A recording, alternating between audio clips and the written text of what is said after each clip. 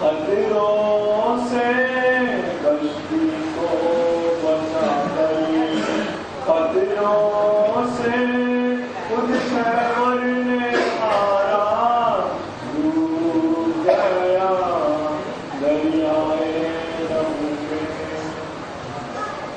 عباس جو لے کر مشکیدہ خیمے سے چلے دریا کی طرف، خیمے سے چلے دریا کی طرف، یوں بڑی مضطر ہو کے، یوں بڑی مضطر ہو کے پانی میں کنارہ ڈوب گیا دریائے لہو میں۔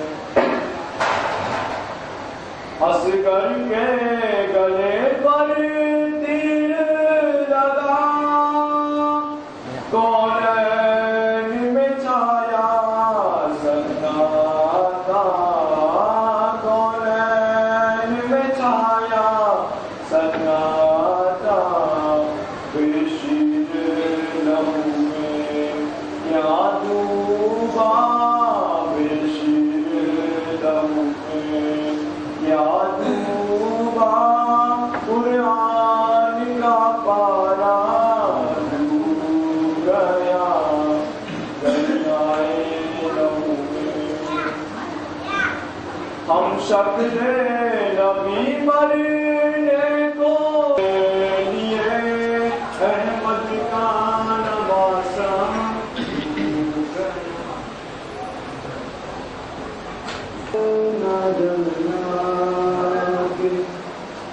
ادھر جائے گی دنیا،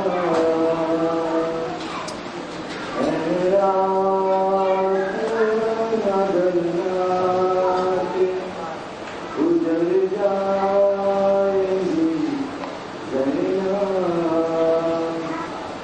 بائی سے دم صبح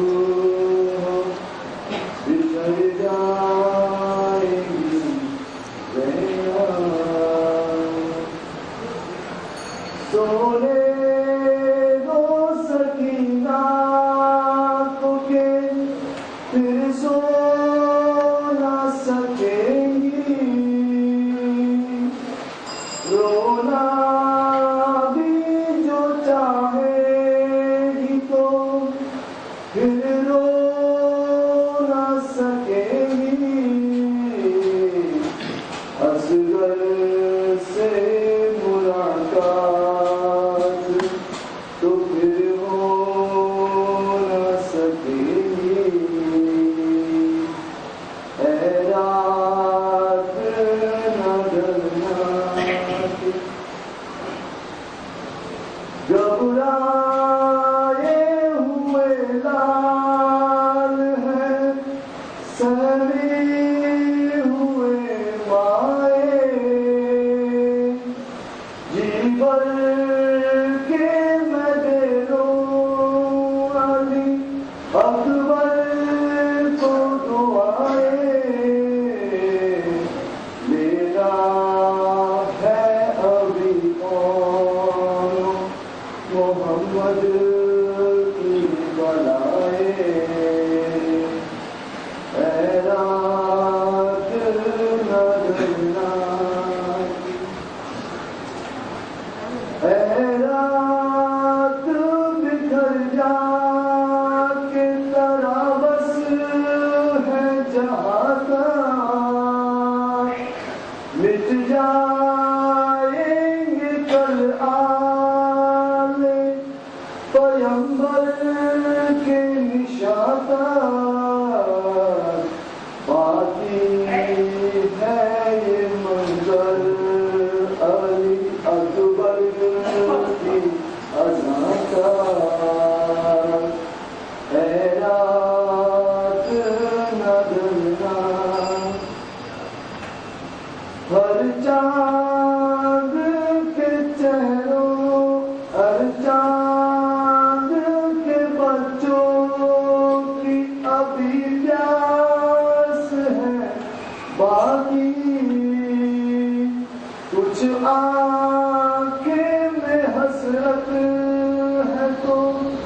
کچھ آس ہے باقی،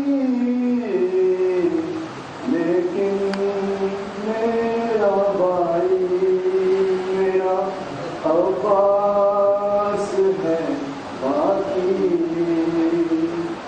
حیرات نظرناکی باقی ہے ابھی آل محمد کا سفینہ، بیٹے کے سلانے کو ہے شبیر کا سینہ، جھولا علی اصغر کا جھلاتی ہے سکینہ، حیرات نظرناکی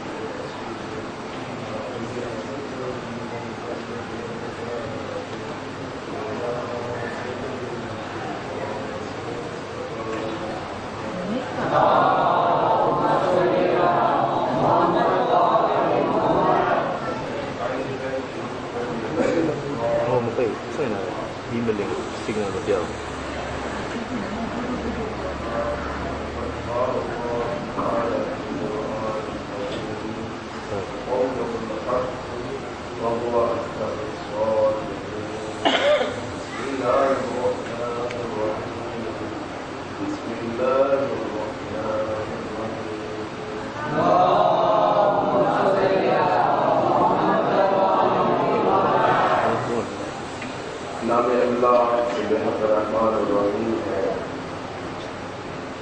رب العزت کی لاکھوں شکر گزار ہو جو ہمیں عزت سے بچا کر رکھا ہے، اور ان ہستیوں پر لاکھوں سلام ہو جن کے ذریعے سے آج کائنات کی وجود باقی ہے۔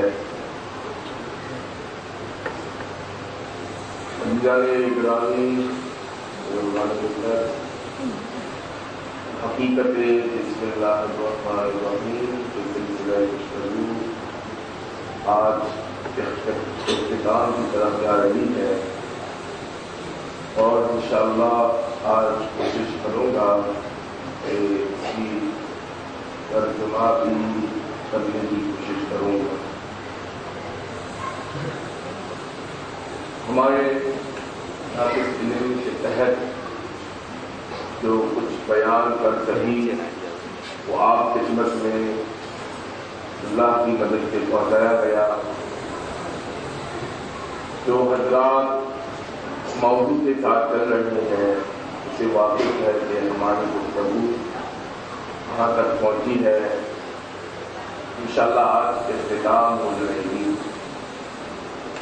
یہ بات ضرور کہنا چاہتا ہوں کہ انسان کی سانسیں رک سکتی ہے، لیکن حقیقت بسم اللہ الرحمن الرحیم کی فضائل کی کارواں رواں دوا رہے گا۔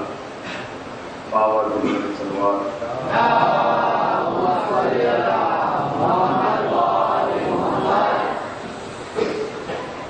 خطیب منبر سلونی فرماتے ہیں جتنے انسان کے سانسیں ہیں اتنے اسماء خداوند متعال ہیں، اور جتنے مخلوق کے سانسیں نہ صرف انسان، در حقیقت خلق کا لفظ استعمال کیا گیا، جتنے بھی مخلوق کے سانسیں ہیں اتنے خدا کے اسمائے ہیں۔ تو پہلی بات تو ہمیں یہ طے ہو گیا کہ اللہ کی اسماء 99 میں ختم نہیں ہوتے، نہ تو صرف جوشن گویر میں 1001 اس میں بھی ختم نہیں ہوتے۔ مخلوق کے سانسیں کا آپ صرف انسان نہیں، جنات بھی سانس لے رہے ہیں، انسان بھی سانس لے رہے ہیں، حیوانات بھی سانس لے رہے ہیں، تو آپ کسی گن نہیں پائیں گے۔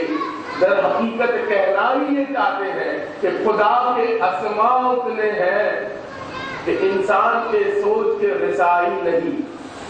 لیکن تشریح کر دی پھر دوسرا حدیث نے، مولا نے بیان فرمایا کہ مخلوق کے جتنے سانسیں ہیں اتنے ہی دوبارہ خدا تک پہنچنے کے راستے ہیں۔ جتنے خدا مخلوق کے سانسیں ہیں اتنے خدا کے اسماء اور خدا تک پہنچنے کے لیے راستے اتنے ہیں جتنے مخلوق کے سانسیں۔ بس یہ جملہ در حقیقت اللہ کی قبضہ قدرت کا بتا رہا ہے کہ خدا کی صرف پہنچنے کے لیے راستے اتنے، لیکن خدا نے کچھ اسماء رکھا ہے، وہ اسماء لے کر جائیں گے۔ راستے تو ہم گن نہیں سکتے، جتنے مخلوق کے سانسیں اتنے خدا تک پہنچنے کے راستے ہیں، لیکن ہم انسانوں کے رسائی نہیں۔ وہ کون سا راہ ہے؟ کم از کم اتنا تو ہمیں منبر کوفہ سے سننے کا توفیق ملا۔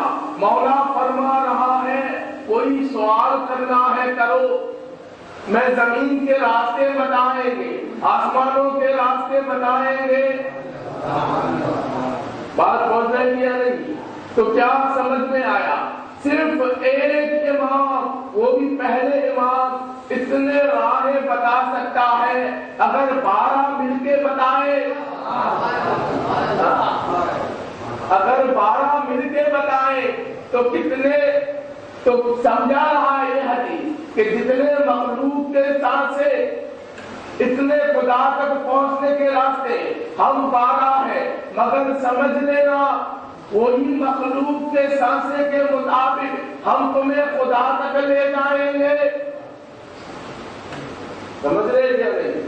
آئے مولا یہ کائنات فرما رہا ہے دعائے مشلول میں، دعائے مشلول جانتے ہیں آپ حضرات، دعائے مشلول، اس میں ایک جوان، در حقیقت یہ تعلیم دیا گیا کسی ایک جوان بیٹا کو، اس کے بابا کے بددعا لگ گیا شخص، اور اس کے اعلیٰ بدن کام ہی نہیں کر رہا، تو مولا کے پاس اس کے والدین نے آ کے لے کر آئے، اسی لیے کہتے تھے اپنے اولادوں کو بددعا دیا نہ کرو۔ دینے کے بعد خود بھی والدین کو پریشان ہوتے ہیں۔ تو بہرحال مولا کائنات کے زمانے میں مولا کے پاس وہ بیٹا لے کر آئے، تو مولا نے انہیں دعائے مشلول کی تعلیم دیا، اور اس کی بابرکت میں ویسے ہی نارمل ہو گئے۔ دعائے مشلول کی بابرکت میں ایک تعلیم آج لے لو، وہ بھی کوئی بھی برائے مصیبت اور بد دعاؤں سے بچنا ہے تو دعائے مشلول کو اپنے پاس رکھ۔ آئے دعائے مشلول میں شروع کس چیز سے ہو رہا ہے؟ شروع میں ہی مولا نے تعلیم دیتے وقت شروع میں ہی ایک جملہ کہا، اللہم انی اسألک باسمک الذی بسم اللہ الرحمن الرحیم۔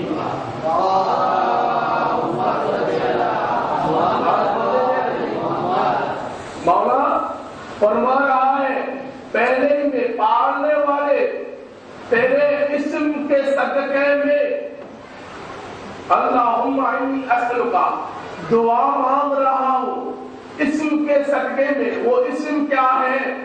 بسم اللہ الرحمن الرحیم.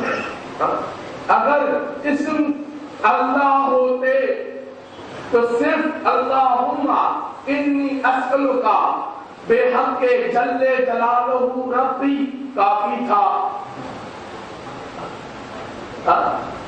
کافی تھا یا نہیں؟ اللہ کے نام ہی اسم ہوتے تو اللہ کے نام ہی کافی ہو جاتے. لیکن مولا نے بیان کیا فرمایا؟ دعا کے پہلے ہی جملے میں اے او اللہ، اللہ کے اسم کے ذریعے. وہ اسم کیا ہے؟ بسم اللہ الرحمن الرحیم. بات پہنچنے گیا نہیں، ایک اسم کے صدقے. وہ اسم کیا ہے؟ بسم اللہ الرحمن الرحیم. اس کی بابرکت بد دعا سے بھی بچ گئے، جوان بیٹا صحت مند ہو گئے. تو اس جملہ میں کیا سمجھے؟ جملہ میں یہ سمجھا اسم اللہ کے علاوہ کچھ اور ہے. میں نے پہلے مجالسوں میں بیان کر چکا ہے، کیونکہ آج ترجمہ کرنا ہے، اسی لیے آپ حضرات کو ترجمہ سے پہلے تمہید سے ترجمہ تک پہنچانے کے لیے کوشش کر رہا ہوں جہاں تک وصول ہو جائے. تو اسم یہاں پہ اللہ کے علاوہ کوئی اور ہے. خود مولا فرما رہا ہے اسم کے ذریعے. اسی لیے فرماتے ہیں، مولا کائنات فرماتے ہیں اگر خدا تک پہنچنا ہے تو ہمارے ذریعے سے پہنچو. ابو ذر اور سلمان کے سامنے میں مولا نے خطبہ دیا، اے ابو ذر اور سلمان، معرفتی معرفت اللہ، ہماری معرفت اللہ کی معرفت. اگر اللہ تک پہنچنا ہے تو ہم کے ذریعے، ہمارے ذریعے سے پہنچو. ہم خود جب دعا مانگتے ہیں خدا تک پہنچنے کے لیے، یا الہی تمہارے پاس آ رہا ہوں تمہارے اسم کے ذریعے. اللہ تک خود جب جا رہا ہے تو مستقیم نہیں، اللہ کے اسم کے ذریعے سے اللہ تک جا رہا ہے، اللہ سے دعا مانگ رہا ہے. تو مولا نے تعلیم یہ دے رہا ہے اسم کو سمجھو. اگر اسم کی حقیقت کو سمجھ لی تو پھر اللہ کو سمجھنے آسان ہو جائیں گے. توجہ چاہتا ہوں. آئیے میں نے سورہ اعلیٰ پہلے اس کے بارے میں کچھ ذکر کیا، آئیے کچھ اور اس کے بارے میں مفصل ذکر ہو جائے تفصیلاً. سورہ اعلیٰ کیا ہے؟ سبح اسم ربک الاعلیٰ. دیکھیں اس میں دو ایسے جملہ ہے، اس میں مولا خود قرآن مجید میں یہ تعلیم دے رہا ہے اللہ نے. ایک تو یہ ہے کہ خداوند عالم فرما رہا ہے افلا پا جاؤ زکات کے ذریعے، فذکر اسم ربہ فصلی، اور اللہ کے اسم کے ذکر کے ذریعے سے نماز بھی ہو جاتی ہے. فذکر اسم ربہ فصلی. ایک اس سے پہلے آیت میں خداوند عالم نے فرمایا کہ زکات کے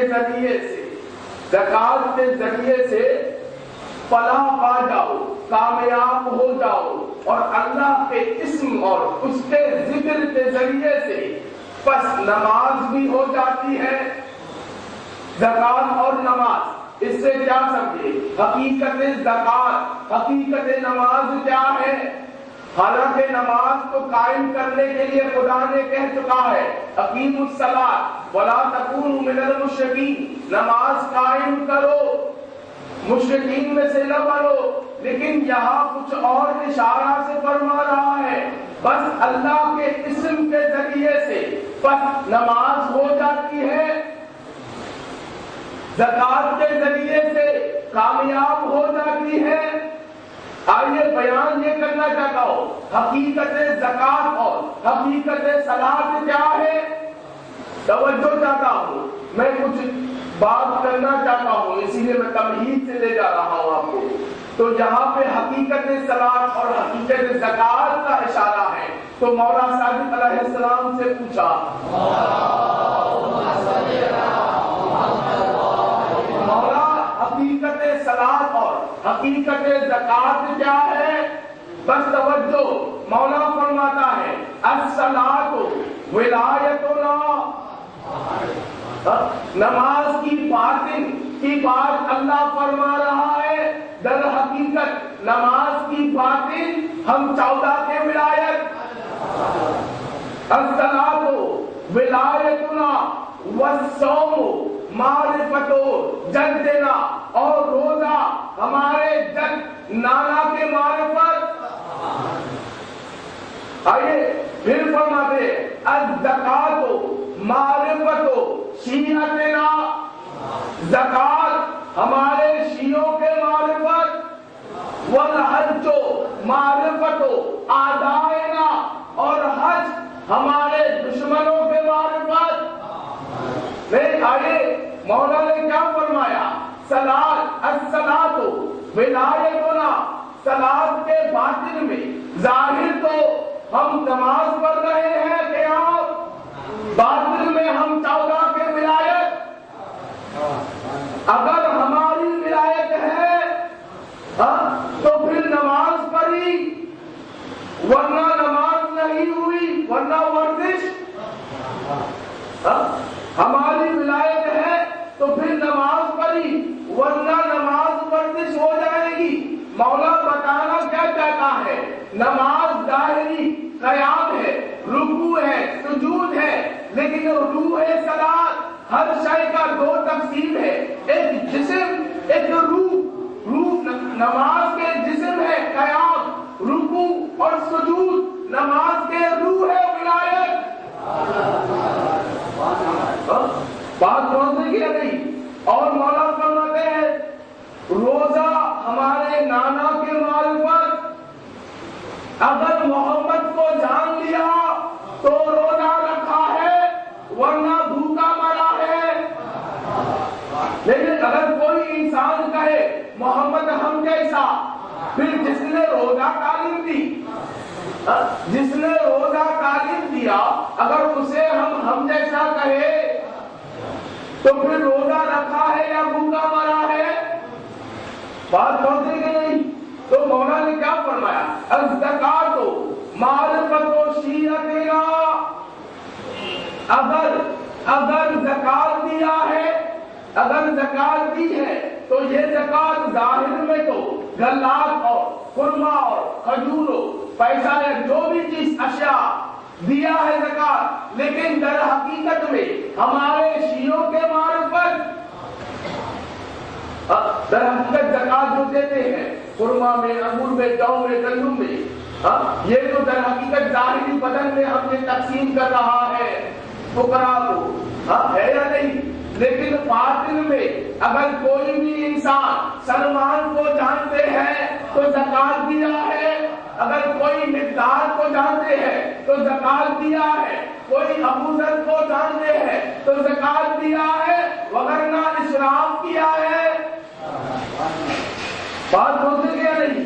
حج معرفت و آدائنا، در حقیقت جو حج کر رہے ہیں اس کے ارکان تو ظاہری بدن ہے، باطن میں ہمارے دشمنوں کا معرفت.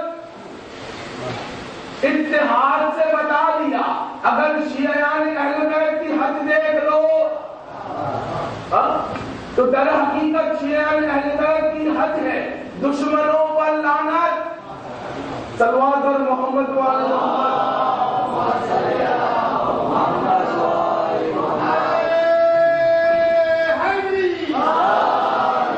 تو اسی لیے آپ دیکھ لو، اسی لیے رسول کا حدیث ہے کتنے نمازی ہیں نماز ان پہ لعنت کرتے ہیں، کتنے قرآن پڑھنے والے ہیں قرآن ان پر لعنت ہے. اگر میری بات نہیں مانتے تو قرآن پر سورہ وائل للمصلین، وائل میں ہے وہ مصلی جو اپنے نماز کو سبک کرتے ہیں. قرآن سورہ ویل میں ارشاد فرمایا جہنم میں ہے وہ نمازی. کن نمازیوں کے بارے میں بات کر رہے ہیں؟ نماز تو سبھی پڑھتے ہیں. یا رسول اللہ تفصیلاً بتائیے قرآن میں اگر نمازی جہنم میں جائے تو کس اعمال خیر کو ہم بچا رہے؟ آپ نے فرمایا نماز ہے دین کے ستون. اگر نماز نہیں پڑھے شفاعت نصیب نہیں ہو سکتی تو پھر یہاں نمازی جہنم میں کیوں جا رہے ہو؟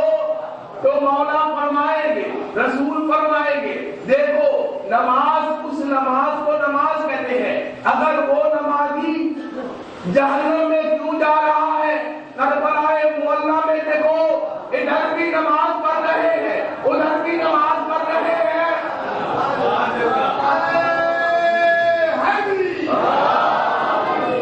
ادھر بھی نماز ادھر بھی نماز. قرآن سورہ ویل میں بتا دیا نماز کھڑے ہو کر قیام رکوع سجود کر لینا نماز نہیں ہوتا. ادھر حسین اور آل حسین کو دیکھ یزید والے بھی اذان بلند کر رہا ہے. دیکھیں یزید والے نماز پڑھیں گے یا نہیں؟ حتیٰ کہ ان میں سے ایک بندہ ایسا پیدا ہوا یزید کو کہہ رہے ہیں شرم نہیں آتے؟ جس گھر میں قرآن نازل ہوا جس گھر سے تم نماز سکھا ہے نماز تو ادھر ہے. آخر دشمن نے یہ بات کہا دشمن کو قتل کر دی تو بتانا کیا چاہ رہا ہے؟ آج بھی دیکھ لو اگر ایک طرف حسینی لشکر ذکر حسین میں ہو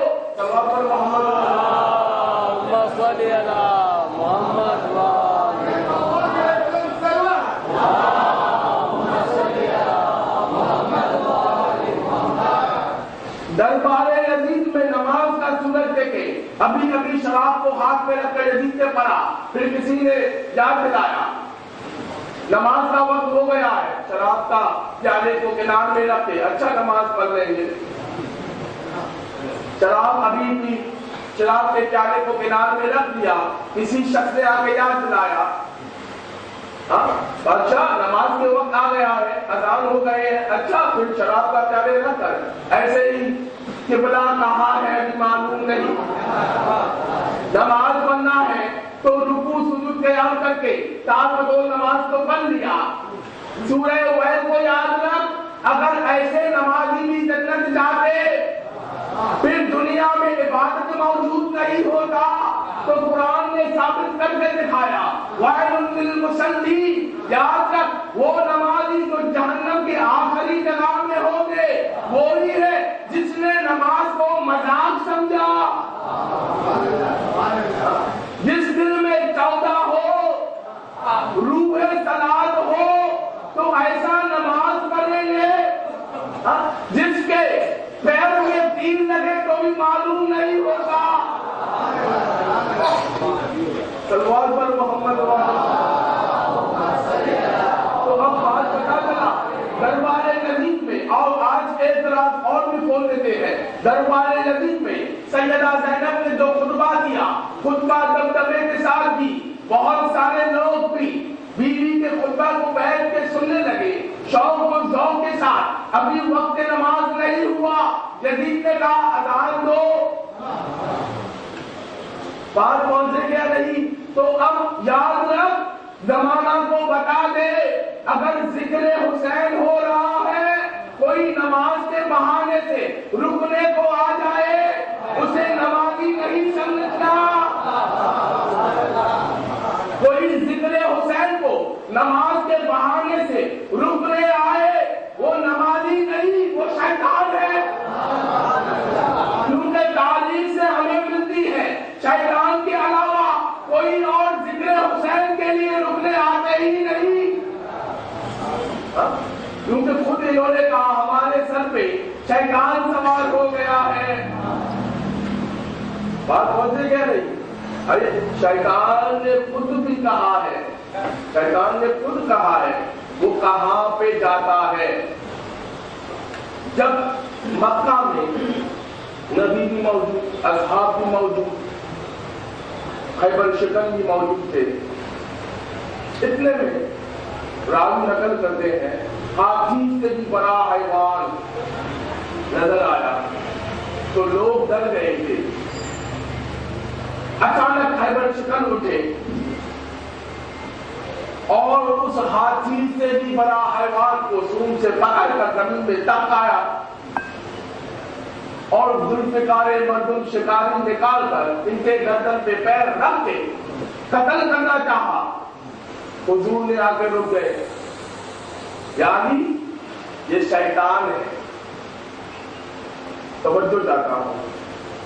اور جب اچانک کچھ شیطان ڈر کے اپنے حقیقی صورت میں آ گئے اور مولا سے فرمانے لگے یا علی مجھے خدا نے قیامت تک مہلت دیا ہے, کیا آپ مجھے قتل کرنا چاہتے ہیں؟ توجہ چاہتا ہوں.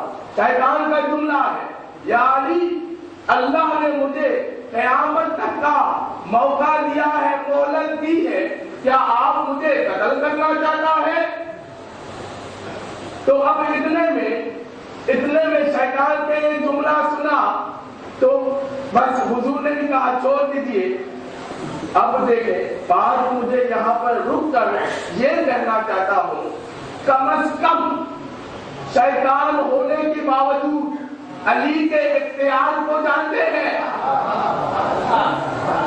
شیطان ہونے کے باوجود یہ بات کہا اللہ نے مہلت دیا ہے, کیا آپ مجھے قتل کر دیں گے؟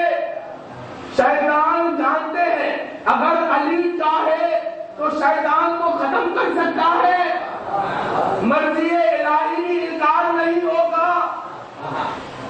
پہلی بات دوسری بات تو شیطان نے خود جملہ کہا یعنی میں آپ کا کام کرتا پھرتا ہوں. مولا نے مسکرا کے فرمایا کیا کام؟ جو بھی آپ کے دشمن ہے جب نسل بڑھانے کی کوشش کرتے ہیں تو میں پہنچ جاتا ہوں. جملہ پہنچا ہے آپ کے پاس. شیطان نے خود یہ جملہ کہا تو حضور نے فرمایا یعنی شیطان تو ہے مگر سچ کہہ رہا ہے. شیطان ہونے کے باوجود ابلیس ہونے کے باوجود کم از کم سچ کہہ رہا ہے. اس سچ کے بنا میں چھوڑ دینا. بات پہنچ رہی ہے نہیں. اسی لیے مولا کو دشمنوں نے آ کے پوچھا, مولا کے دشمن تو بہت تھے اس زمانے میں سے تھے, تو مولا کے چاہنے والوں نے پوچھا یا علی اللہ نے آپ کو اتنا طاقت دی ہے آپ کیوں ختم نہیں کر دیتے؟ تو تفسیر امام حسن عسکری میں یہ جملہ نقل ہے. مولا نے فرمایا جس طرح خدا نے شیطان کو قیامت تک مہلت دی میں بھی انہیں مہلت دے دیا, بھوکنے والا بھوکنے دو لیکن قیامت میں فیصلہ ہو جائے گا. محمد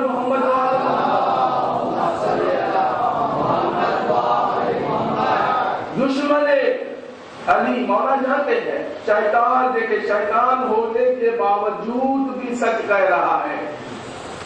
تو اسی لیے قرآن میں خدا خود فرماتے شیطان کہاں جاتے ہیں جب بھی مومن نسل بڑھانے کی کوشش کرتے تو شیطان. اسی لیے جملہ کہہ رہا ہو شیطان سے بچنے کے لیے سہارا کیا بسم اللہ الرحمن الرحیم. پہنچ رہے تھے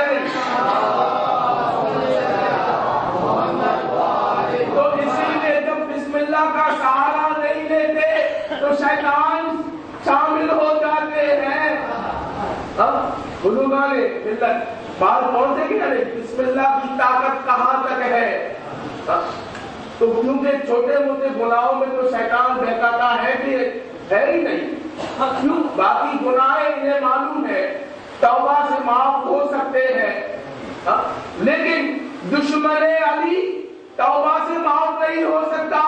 سورہ توبہ میں خدا خود فرما رہا ہے اذا ما انزلت سورۃ فمن یقول ایکم زادته هذه ایمانا فاما الذین آمنوا فزادتهم ایمانا فهم یستبشرون وَأَمَّا الَّذِينَ فِي قُلُوبِهِمْ مَرَضٌ فَزَادَتْهُمُ اللَّهُ رِجْسًا إِلَىٰ رِجْسِهِمْ وَمَاتُوا وَهُمْ كَافِرُونَ.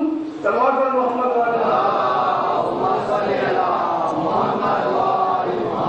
خدا فرماتے ہیں جب بھی واقعہ یہ ہے جب بھی اہل بیت کے فضائل نازل ہوتے ہیں تو سلمان جیسے مولائی لوگ بھی تھے، صرف آج کے اس وقت میں نہیں، اس زمانے میں بھی مولائی لوگ تھے، علی کے فضائل سے جھوم اٹھتے تھے. تو جب بھی فضائل اہل بیت نازل ہوتے تو خوشی سے چہرے کھل جاتے ہیں. حضور کے پاس آ کے کہتے ہیں یا رسول اللہ ہمارے ایمان اضافہ ہو گیا. وہی سلمان جیسے لوگوں کے مقابلے میں کچھ ایسے لوگ بھی ہیں فضائل اہل بیت سن کے ان کے چہرے میں تاریکی پیدا ہو جاتے ہیں، ناراضگی اور بغض اظہار ہو جاتے ہیں، حسد اور کینہ جلن ظاہر ہو جاتے ہیں. تو خدا یہ فرما رہا ہے کہ جو لوگ جب بھی صورت آیت فضائل اہل بیت میں نازل ہوتے ہیں تو تمہارے پاس آ کے کہتے ہیں، ان کے چہرے بھی کھل جاتے ہیں اور ان کے ایمان میں بھی اضافہ ہو جاتے ہیں. لیکن کچھ لوگ بھی ہیں وہ اس کے بیماری ابھی نہیں، وہ ابھی بیماری ہوا نہیں، ان کے دل میں پہلے سے ہی بغض کی رچ ہے. وہی بغض کی رچ ان کی نجاستوں کو اور بھی زیادہ کر دیتے ہیں. اور خدا فرماتے ہیں ہم ان کے توبہ قبول نہیں کریں گے. وَمَا تُوبَهُمْ كَافِرُونَ. کیوں؟ دشمن اہل بیت توبہ سے قبول کیا نہیں جاتا. صلوات پر محمد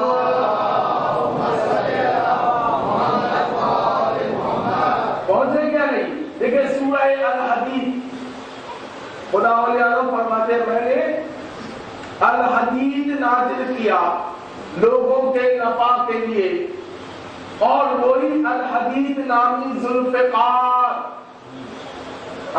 نازل کیا تاکہ میرے رسولوں کو مدد کرے. سورہ الحدید میں پہلی آیت کریمہ ہے، اس میں خدا تعالیٰ فرما رہا ہے میں نے الحدید نامی ذوالفقار کو نازل کیا. وجہ کیا ہے؟ رسولوں کو مدد کیا. رسولوں کے مدد کے لیے دیکھیں اللہ نے قانون رکھا ہے. دیکھیں اللہ نے قانون رکھا ہے آدم سے خاتم تک کا. مدد کے لیے خود آئے نہیں، ہے یا نہیں؟ مدد کے لیے خود آئے نہیں، کسی کو مددگار بنایا ہے. حتیٰ کہ حبیب کبریا کو دعا مانگنے کے لیے کہا میرے سے وقل رب ادخلنی مدخلا صدق واخرجنی مخرج صدق واجعلنی من لدنک سلطانا نصیرا.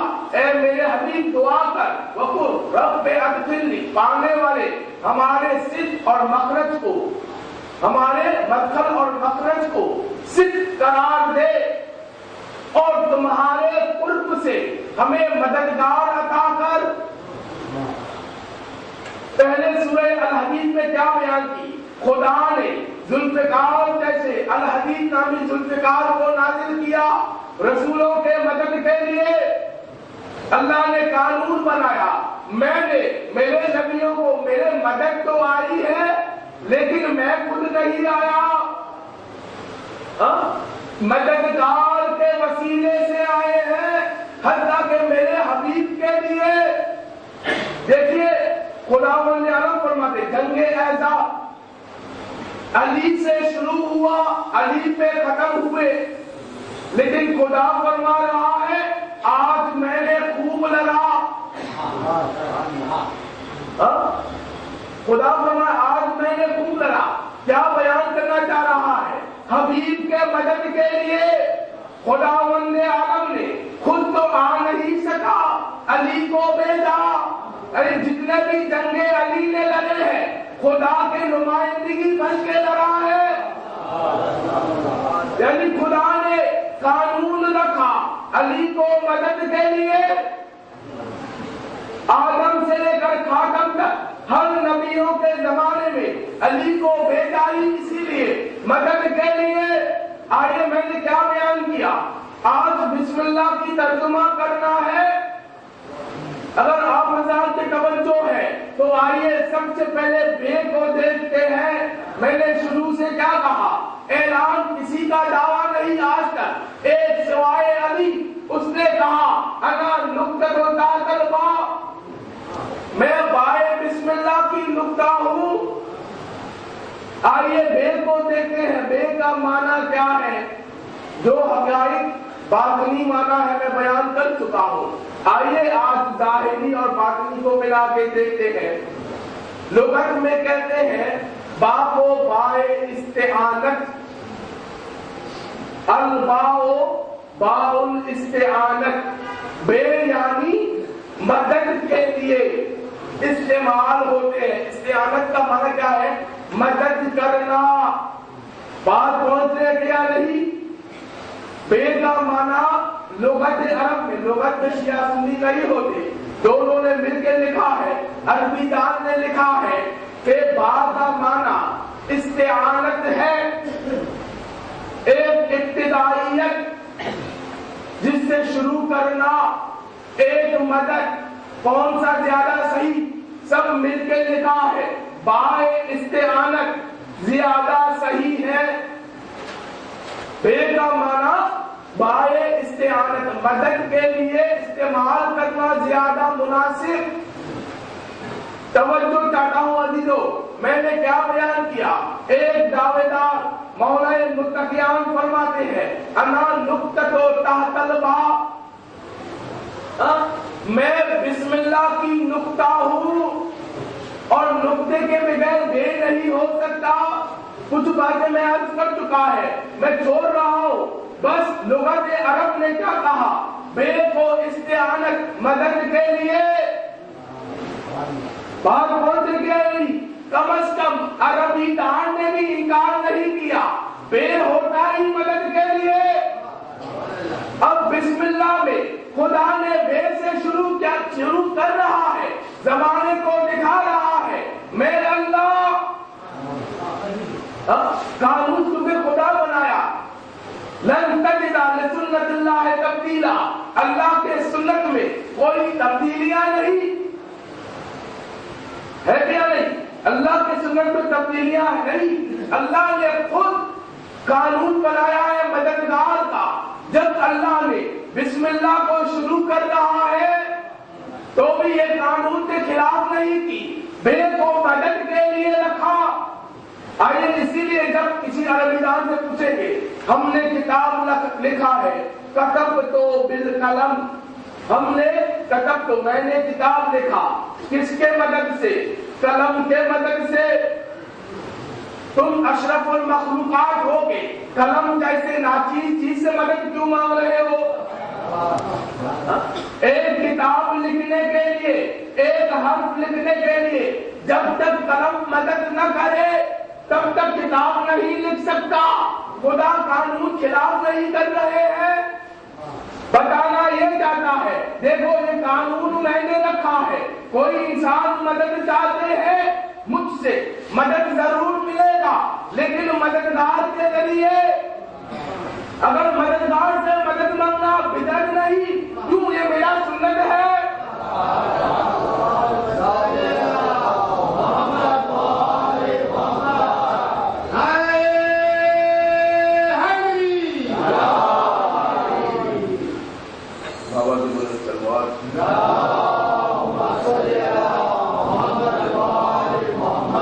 مددگار سے مدد مانگنا بدعت نہیں، سنت ہے۔ آئیے بسم اللہ کو دیکھتے ہیں، خدا شروع کر رہا ہے بے سے، بسم اللہ، مدد اللہ کے اسم۔ اللہ کے اسم کیا ہے، میں بیان کر چکا، پورے اشر میں میں نے اشارہ کیا ہے، اسم کیا ہے، یا کربلائے معلیٰ یا 14 تصویریں۔ بات بھولی نہیں نا، اللہ مدد مانگ رہا ہے کربلائے معلیٰ سے، 14 تصویروں کے مدد سے شروع کر رہا ہے۔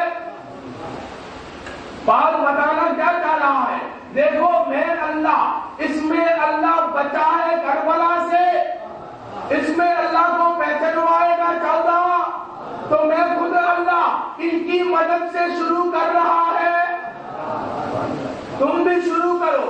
بسم اللہ الرحمن الرحیم۔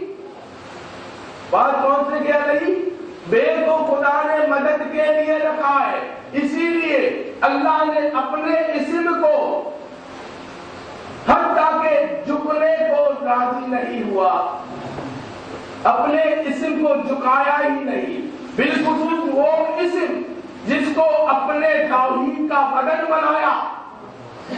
آئیے آپ ہزار واقف ہے، اس کو میں دوسرے طریقے سے میں سمجھاتا ہوں۔ جب بت توڑنے کے لیے نبی اور علی ساتھ آئے، پہلے کون جھکا؟ علی جھکے، ہے یا نہیں؟ جب علی جھکے فوراً آیت نازل ہو گئی، وَاخْفِضْ جَنَاحَكَ لِمَنِ اتَّبَعَكَ مِنَ الْمُؤْمِنِينَ، جھک جاؤ اے میرے حبیب، جھک جاؤ اس کے لیے جو سب سے پہلے تمہاری اتباع کی۔ جیسی آیت ویسی حالت، حضور فوراً جھک گئے۔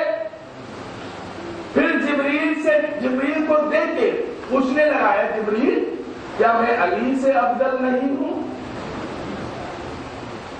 جبریل نے بیان کیا، یا رسول اللہ آپ ہر جہت میں علی سے افضل ہیں، لیکن کچھ دلیلیں ہیں آپ کو جھکایا جا رہا ہے۔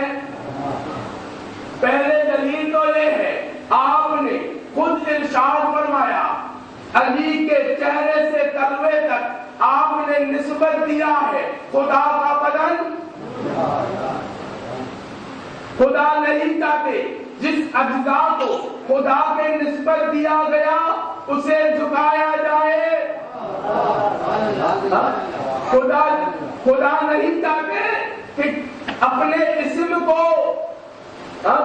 کیونکہ توحید کا بدن، آپ حضرت کرتے وجہ اللہ کون ہے، جد اللہ کون ہے، نفس اللہ کون ہے، عظم اللہ کون ہے، تمام اجزاء بدن اللہ کا اس نے معرفی کیا رسول نے، اور رسول تو اپنی طرف سے کہتے ہی نہیں۔ ماں جنتے کو عن الہوا کی لسان مبارک سے کہی ہوئی جملے خود کا نہیں ہے، خدا کا ہے۔ جو خدا نے اپنا کہا اگر اسے جھکائے تو توحید ہوگی یا نہیں؟ تو اسی لیے خدا نے جھکنے کی اجازت نہیں دی۔ اور پھر فرمایا، تو پھر جبریل سے پوچھنے لگے، اے جبریل اچھا دوسرا دلیل بیان کر۔ یا رسول اللہ آپ نے بیان کیا کروڑوں صحابیوں کے مجمع میں، یا علی انا کالسراج وعلی کالشعاع، اے علی میں سراج ہوں تم اس کی شعاع ہے۔ شعاع کیا ہے؟ اگر موم بتی جلائیں گے، موم بتی کو سراج سمجھ لو، شعاع اس کی روشنی، چراغ، آپ اسے کہتے ہیں، ہے یا نہیں؟ بات سمجھ میں آ رہی ہے یا نہیں؟ اگر علی شعاع ہے، اگر علی جھک جاتے تو موم بتی الٹا نہیں ہو جاتا۔ بات پہنچے کیا نہیں؟ اگر یہ بھی سمجھ میں نہیں آئی تو ایک حدیث اور ہے، تیسرا دلیل جب پیش کیا آپ نے تو فرمایا کروڑوں صحابیوں کے مجمع میں، یا علی انت راس انت منی بمنزلت راس من الجسد، یا علی تیری منزلت میری بدن کے سر کے حصہ ہے۔ اگر علی جھک جائے تو انسان کی نظام الٹا ہو جائے گا۔ اب سراج میں نے کیا کہا؟ سراج رسول، شعاع علی۔ اب سمجھ میں آئے گا یا نہیں؟ اگر کوئی سراج کو اوپر سے اوپر اٹھائیں گے شعاع ساتھ ہو گیا نہیں؟ تو اب زمانہ سمجھ میں آئے گا یا نہیں؟ اب یہ تعجب کی بات نہیں۔ اگر کوئی کہے علی معراج پہ کیسے پہنچا تو بات اتنا سمجھ لو، اگر کوئی سراج کو اٹھا کر لے جائے گے تو شعاع ساتھ ہو گیا نہیں؟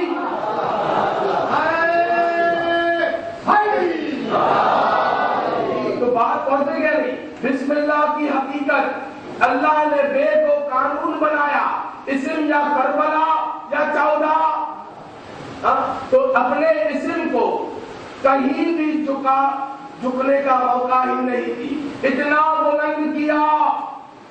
اسی لیے جب شیطان نے آدم کو سجدہ نہیں کیا تو اللہ خود فرما رہا ہے ان کنت من العالی، کیا تم ان بلند والوں میں سے ہے؟ بات پہنچ گئی۔ جب شیطان نے سوال کیا تو جب شیطان نے انکار کیا تو خدا فرما رہا ہے، سوال کیا شیطان نے، کیا تم اس عالین میں سے ہے کہ تم انکار کر رہا ہو؟ بات پہنچ گئی۔ خدا نے حتیٰ کہ سجدہ تعظیم کو آدم کے لیے بھی اپنے بلندیوں کو جائز نہیں سمجھا۔ بات پہنچ گئی۔ آدم کو سجدہ کرنے والوں میں وہ 5 نہیں تھے، اسی لیے قانون خدا نے رکھا، دنیا سمجھ لو جو قانون میں نے رکھا ہے اسی قانون کے حساب سے زیادہ کرو، پیروی کرو۔ بیان کو رکھا ہی استعانت کے لیے اور بھائی بسم اللہ علی، تو اب بات سمجھ میں آ رہی ہے نہیں؟ اب جو اللہ اپنے مخلوق کے مدد خود لے رہا ہے تو ہم مخلوق کے لیے بدعت ہو سکتا ہے؟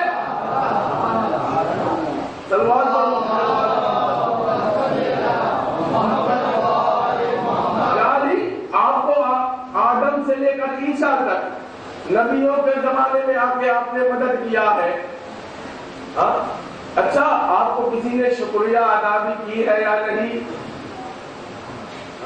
بس زیادہ نہیں لوں گا، 2-3 باتیں مکمل کرنے کے لیے۔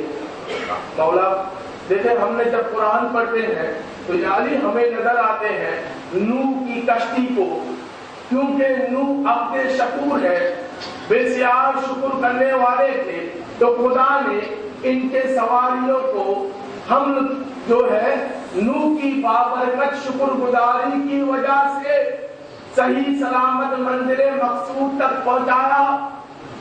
سلیمان بن داؤد کو عبد شکور شکر گزار بندہ ہے، اسی لیے آپ نے اس خلافت کی توفیق کو عطا کی۔ یعنی آپ نے تمام نبیوں کے زمانے میں آ کے اللہ کی طرف سے مددگار بن کے آئے ہیں، نبیوں نے آپ کو شکر گزار کیا یا نہیں؟ خود نبی تو شکروں کی وجہ سے انہیں ان سب توفیق حاصل ہوئی۔ اب قرآن نے قانون بنایا، ہر جزاء الاحسان الا الاحسان، احسان کے بدلے احسان۔ کیا آپ کو نبیوں سے بھی احسان ملے ہیں کہ یا نہیں؟ سب سے پہلے جملہ سنو، مولا ارشاد فرمائیں گے، مولا فرما رہے ہم کو مخلوق سے کچھ نہیں چاہتے، فاقتا لنا میں ہم مخلوق سے کوئی چیز نہیں چاہتے۔ اب سمجھ میں آ رہے کیا نہیں؟ نوح شکر گزار بننے ہیں، نوح کی کشتی سلامت میں رہی، سلیمان بن داؤد شکر گزار بننے ہیں، خلافت نصیب ہوئی، لیکن وہ ایک گھرانہ دکھانا چاہتے ہیں، وہ کسی کے شکر گزار کی محتاج نہیں ہے۔ آئیے ان کے گھر کے نوکر، جب فرشتے آئے روٹیاں دی، فرشتے نے جب شکر گزاری کیا تو فضا جیسے نوکر نے بھی کہا تمہارے شکر گزار کو ہم نہیں چاہتے، تمہارے شکر دیا ہم نہیں چاہتے۔ بس خداوند عالم خود فرمانے لگے، اے فضا، اے فضا، تم فرشتوں جیسے، فرشتے جیسے مخلوق، معصوم مخلوق کے شکر گزار کو قبول نہیں کی، یا تو تمہاری لائق نہیں سمجھتے، کم از کم میری شکر گزار کو قبول کر لو، سالکم مشکورا۔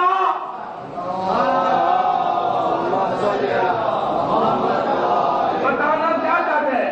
اس گھر کے نوکر بھی مخلوق، فرشتے جیسے مخلوق کے شکر گزاری کو نہیں چاہتے، تو علی کسی مدد کریں گے آ کے، لیکن کسی کے شکر گزاری کا محتاج نہیں، اسے خود خدا ان کی شکر گزار کر رہے ہیں۔ کسی مخلوق کے شکر گزار نہیں. اے رحمان الرحیم، رحمان میں رزق میں چھپا ہوا ہے. کوئی رحمان سے لگاؤ ہو جائے تو کل کی رزق کے لیے فکر نہ کرو. رزاق کا رحمان کے رزق کو دکھا رہا ہے. بات پہنچے گیا نہیں؟ با ہے استعانت کے لیے، مدد کے لیے. اسم ہے 14. اللہ اپنے اسم سے شروع کر رہا ہے، اپنے اسم کے مدد لے کے شروع کر رہا ہے. زمانے کو بتا رہا ہے اگر تمہارے پاس 14 ہے، رحمان سے متصل ہے، تو رزق کے لیے فکر نہیں کرو. رحمان کی رزق کی طرف اشارہ کر رہا ہے. اور ہے حیات کے لیے فکر نہیں کرو.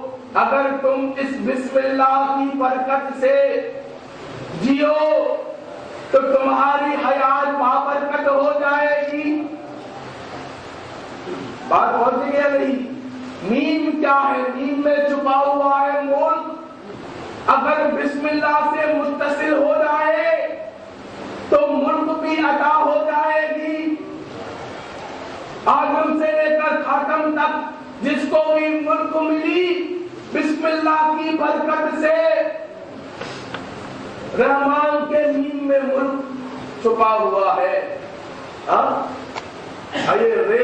اے حیات کی طرف اشارہ، میم ملک کی طرف اشارہ.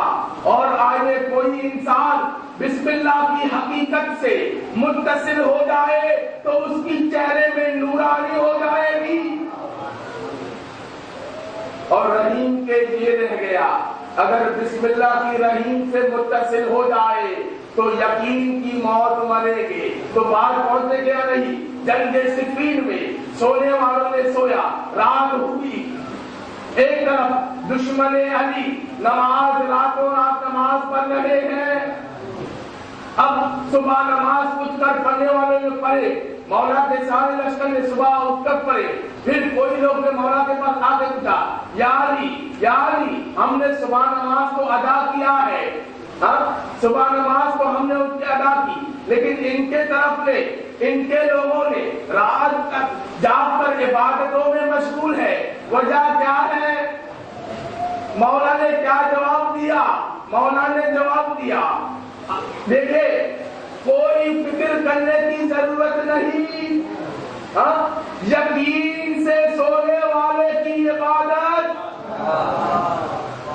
یقین کے سونے والے کے نیند بغیر یقین کے سونے والوں کے عبادت سے کتنی دگنا زیادہ کتنی دگنا زیادہ ثواب ہے. اگر بغیر یقین سے تمام دن عبادت کرو، تمام رات عبادت کرو، کوئی اثر نہیں. یقین سے سونے والے نیند اس عبادتوں سے 70 درجہ بالا کر ہے. جنگ صفین میں مولا نے بتا دیا. کیوں؟ خود علی جہاں ہے بسم اللہ سے متصل ہے نا. جدھر بائے بسم اللہ سے متصل ہے اس کی نیند بھی بابرکت ہے، اس کی نمازیں تو ورزش ہے، اس کی عبادتیں. تجھے بغیر یقین سے عبادت کرنا، جہاں خود بسم اللہ نہ ہو پوری رات بسم اللہ پڑھے، اور جو بسم اللہ سے لڑنے آ جائے تو اس کی مقام، اس کی جگہ جائے گا کیا ہوگا. بس خداوند عالم ہمیں توفیق دے حقیقت بسم اللہ سے متصل ہونے کے لیے. عزادان حسین آئیے مل کے ہم سلام دیتے ہیں ہمارے آقا کو.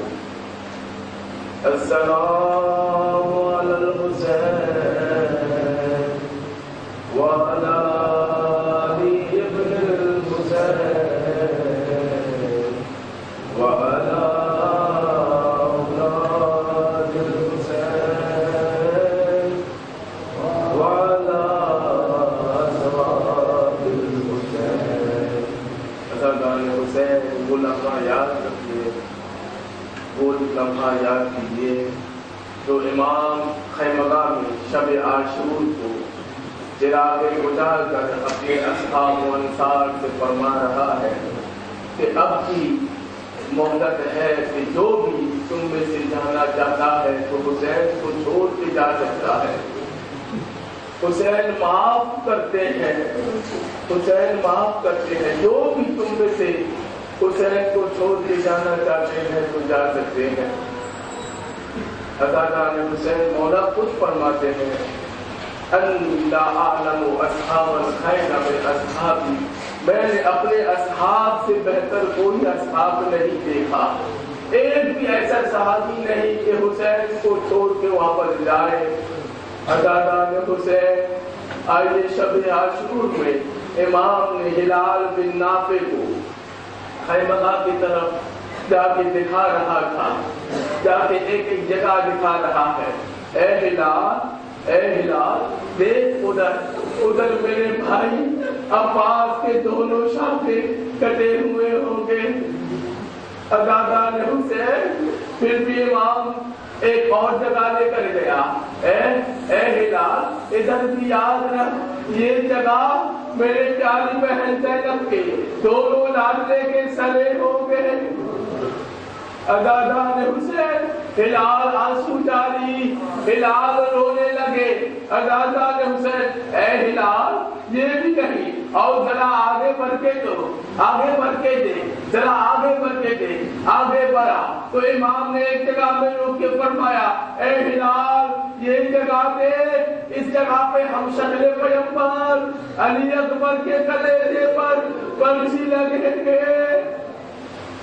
عزادار حسین ایک اور جگہ لے کر گیا، ایک اور جگہ لے کر امام وہیں بیٹھ کے ہلال سے فرمانے لگے اے ہلال یاد رکھ یہ مکان، یہ وہ مکان ہے جس میں 13 سال یتیم بچہ قاسم کے لاش پامال ہوتے اٹھنے لگے.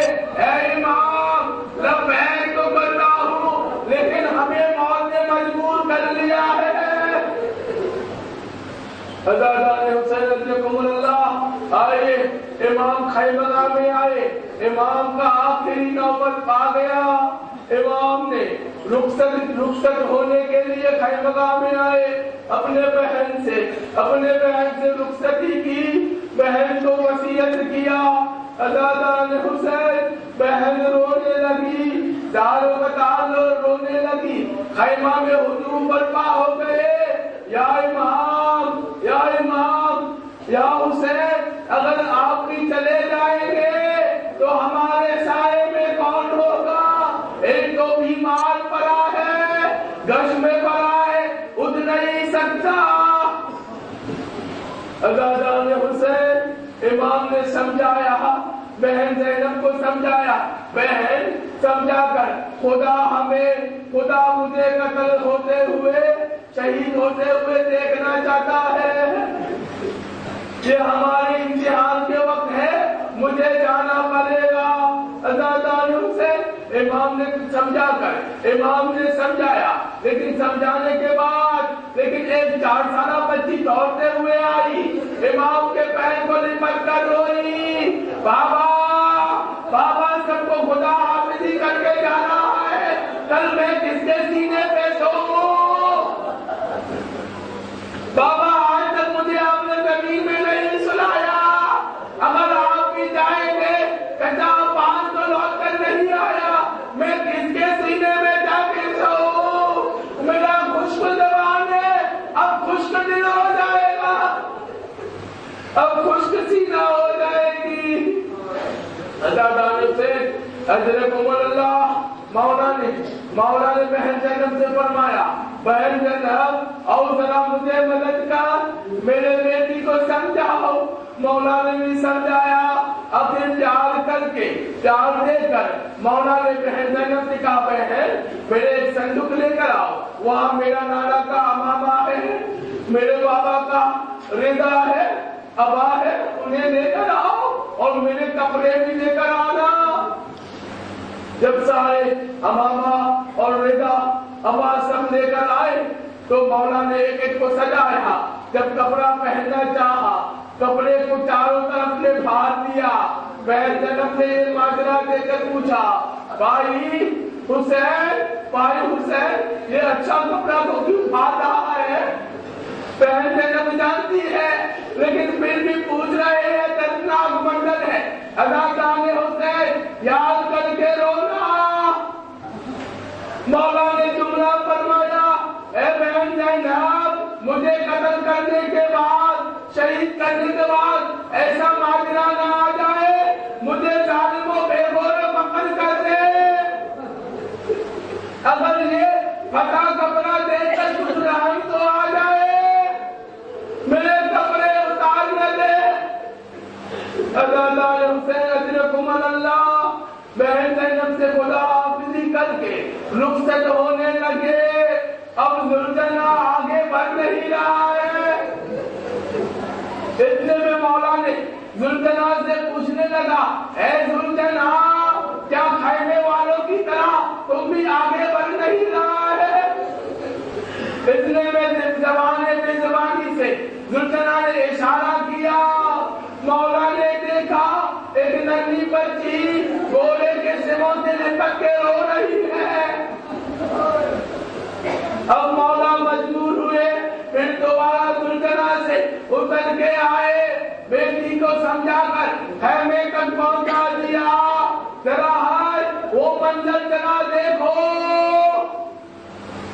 اب حسین گھوڑے سے نیچے گرنے کے بعد اب زیادہ وقت نہیں لوں گا. حضرت حسین جو ماجرا حسین نے سوچا تھا اس سے بھی زیادہ تھی. ظالموں نے کیا نہیں کیا. یا مولا آپ نے سچ کہا ہے. آپ نے بدن سے کپڑا بھی اتار لیا. آپ کے سر کو بھی کاٹ لی. آپ کے دو ہاتھوں کو بھی کاٹ لیا. آپ کے بدن کو ٹکڑے ٹکڑے کی. آپ نے قاسم کے لاشا کو پامال چھوڑا دیکھا. اب ہمیں تو لائے لیکن آپ کے لاشا کو کوئی خیمہ تک لے جا نہ سکا.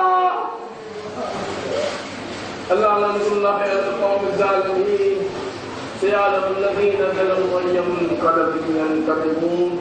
ربنا تقبل منا إنك أنت السميع العليم وآخر دعوانا الحمد لله رب العالمين. یا رب العالمین ہمارے اس مجلس ادا کو قبول فرما.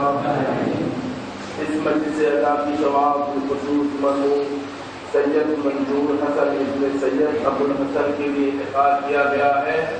آنے والے مرحومین کو مغفرت فرما. مرحومین کو جنت نصیب عنایت فرما. مرحومین کے جگہ کو اعلی دین میں سے عنایت فرما. حاضرین کے دلی آرزو کو برلا. حاضرین کے گناہ صغیرہ و کبیرہ کو معاف فرما. الہ ہم سب کو اہل بیت کے نقش قدم میں چلنے کی توفیق عنایت فرما. ہمارے امام زمان کی ظہور میں تاجیل فرما. ہمیں امام زمان کے یاران و انصار میں شمار فرما.